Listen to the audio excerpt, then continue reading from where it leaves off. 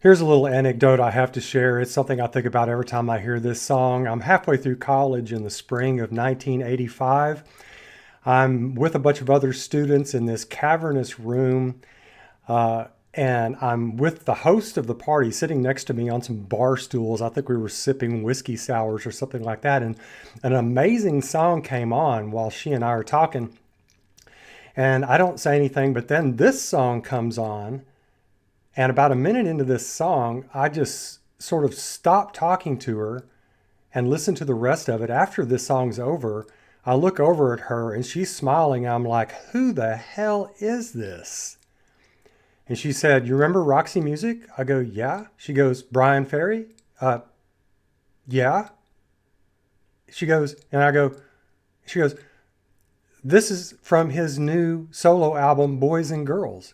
And the song before that, Sensation, was the first song on it. This is Slave to Love. And I'm like, oh my freaking God, it's amazing. So so the rest of the album played out. She had put the album on. I think she had just gotten it like a day before, I think she said. And so a bunch of other students come around. We start talking everything else. Anyway, the whole album is a masterpiece. It's a Bryan Ferry masterpiece. It's his lyrical writing. It's this funky, soulful sound that he's got. It's a mix of love and melancholy and everything else. And I'm a sop for love stuff anyway, but it's not as edgy as the Roxy Music sound. So this album did not get as big a rating by the critics who loved Roxy Music. But frankly, for me personally, I like the whole album better than anything he did with Roxy Music, even Avalon. So anyway, that said, this song is a paean to love. And you would think by the title that it may be negative, but it's slave in the sense of complete immersion in love. And it's poetry, folks. It's Bryan Ferry's poetry. So let me just real quick, go through that poetry. Tell her I'll be waiting in the usual place with the tired and weary, and there's no escape. To need a woman, you've got to know how the strong get weak and the rich get poor. Wow. You're running with me. Don't touch the ground. We're the restless hearted, not the chained and bound. Wow. I mean, how many times have we felt that? I mean, when you're deep in love. The sky is burning, a sea of flame. Wow.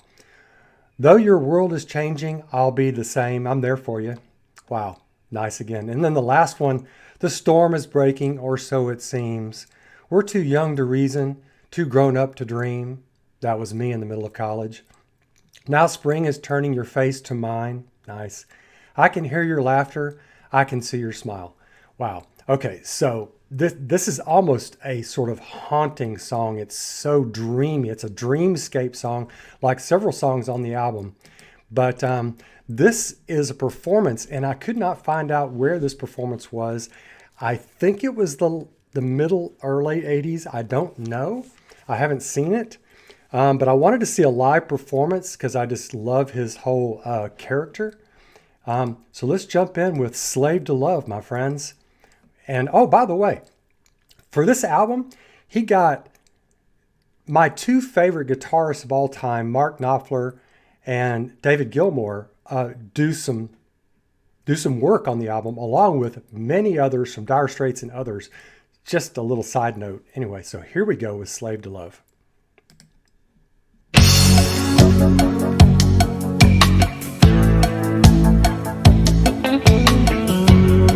A guitar.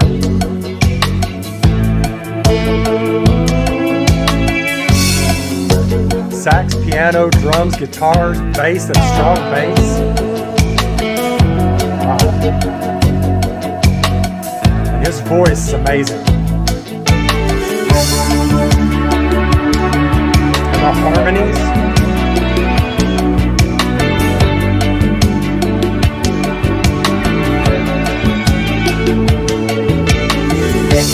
Tell her I'll be waiting the usual place to the tide and wind, and there's no escape.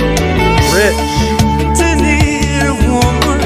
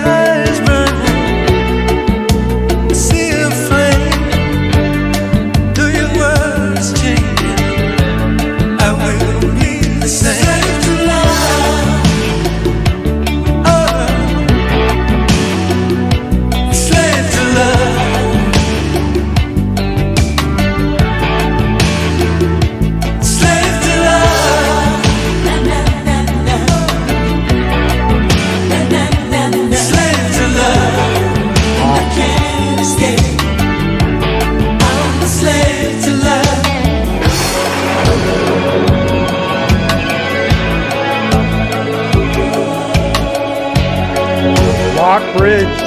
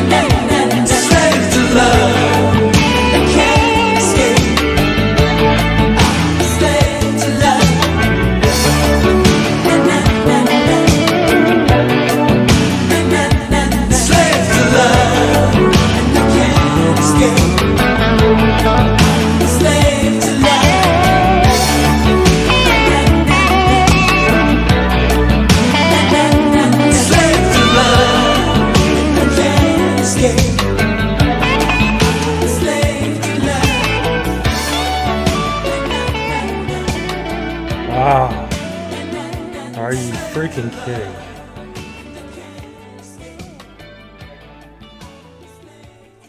Oh my God. Oh my gosh. Oh my gosh.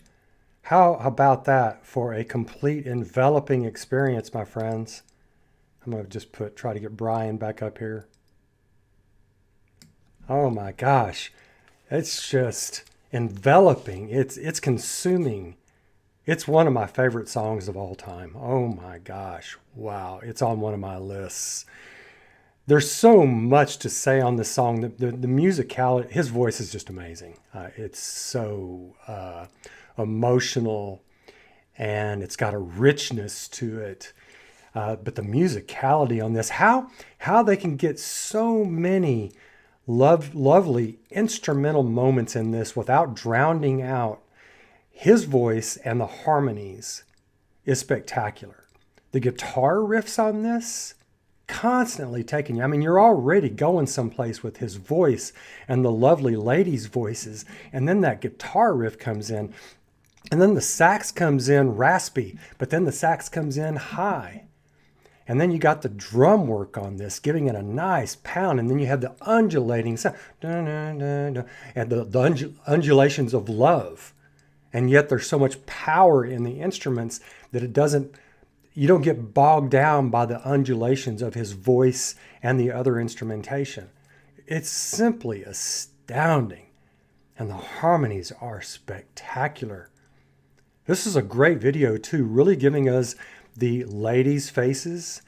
And a lot of times they don't do that, and I always miss out on that and the emotions in their faces. But, Bryan Ferry, he takes this, but you got to give a close second place to the instrumentation and the harmonies on this.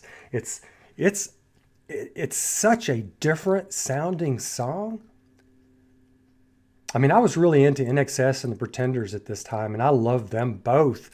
And I'm not going to compare them, but they're, even though their sounds I really enjoyed because they were unique themselves in the middle 80s. But in the middle 80s, this was also, Bryan Ferry was also like the third part of my triumvirate right around 1985. Just amazing. So I'm going to be doing this whole album, Boys and Girls. Yes, and I think what I might do next is Don't Stop the Dance, which is another favorite of mine, one that you just got to get up and dance to. Anyway, wow, just freaking wow. Y'all let me know if you've had a Bryan Ferry experience or love his music or just hearing about it for the first time. Let's just let me know. So put your comments down below. All right, I'll catch you soon. Take care of yourselves. Bye now.